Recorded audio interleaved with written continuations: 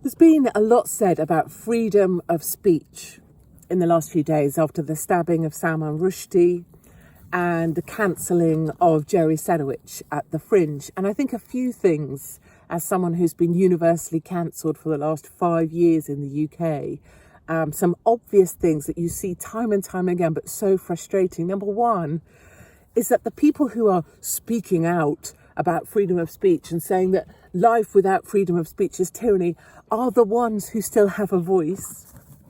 And they know the reason they are able to have a voice is because they are compliant. They will comply with the editorial line.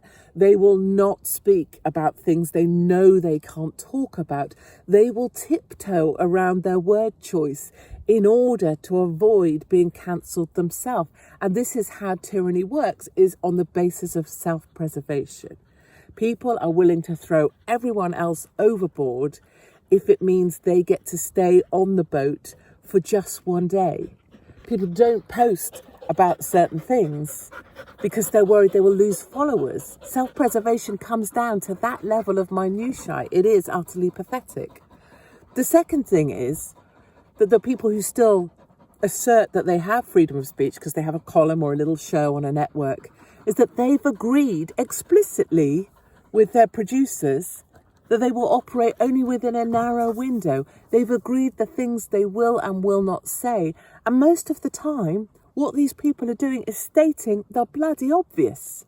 They're not making bold points. They're not creating thoughtful opinions that are way out there. It's not the radical ideas that are surfacing. They're stating the bloody obvious.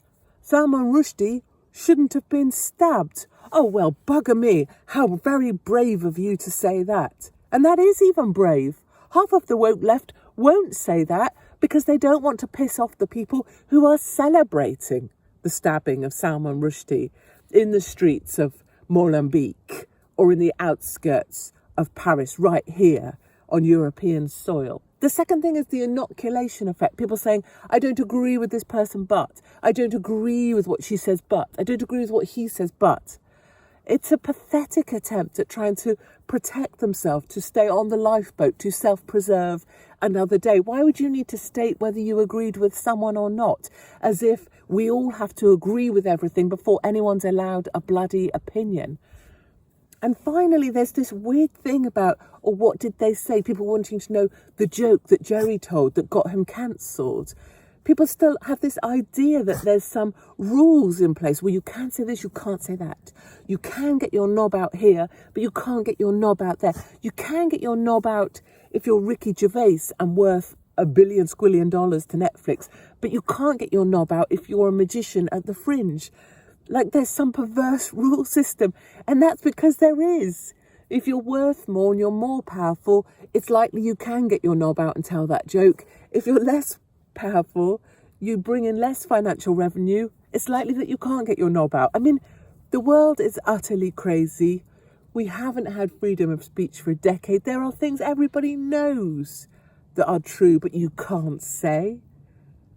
And most people in the UK today self-censor before they even open their mouths. Most people understand that when a comment section on an article is turned off, it's because a woman flashing her boobs outside of Waitrose probably isn't a woman at all, but you're not allowed to say it.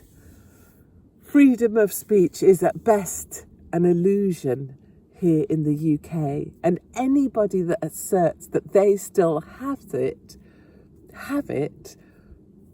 only has it because they're willing to follow the editorial line, to be more animated in an ever-limited space, and that they know their only way to self-preserve and to stay on the lifeboat is not to say the very things that need saying most of all.